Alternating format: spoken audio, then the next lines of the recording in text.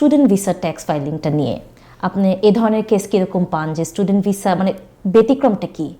আমাদের একজন green card holder বা একজন ইউএস সিটিজেনের ট্যাক্স ফাইল থেকে একজন স্টুডেন্ট ভিসার ট্যাক্স ফাইলিংয়ের মধ্যে ডিফারেন্সটা কি?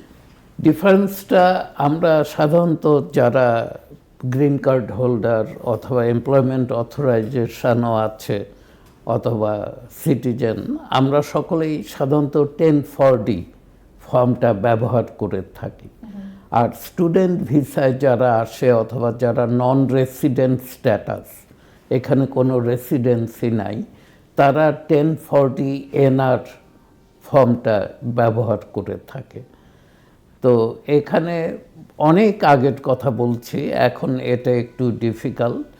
আগে আপনার যে সোশ্যাল সিকিউরিটি ট্যাক্স যে এখানে থাকবে না, বিভিন্ন ভিসা ক্যাটাগরিতে আসছে, কাজ করবে এবং কাজ শেষে আবার চলে যাবে, ওদের যেই সোশ্যাল সিকিউরিটি ট্যাক্স উইথহেল্ড করা হতো, ওরা কিন্তু সেটা ফেরত নিতে পারত। আগেও একটু জটিল ছিল প্রসেসটা, কিন্তু সোশ্যাল সিকিউরিটি অ্যাডমিন ওদের টাকাগুলো ওদেরকে দিয়ে দিত। এখন তো বেশ জটিল, ওই অ্যাপ্লিকেশন করাই যায় না।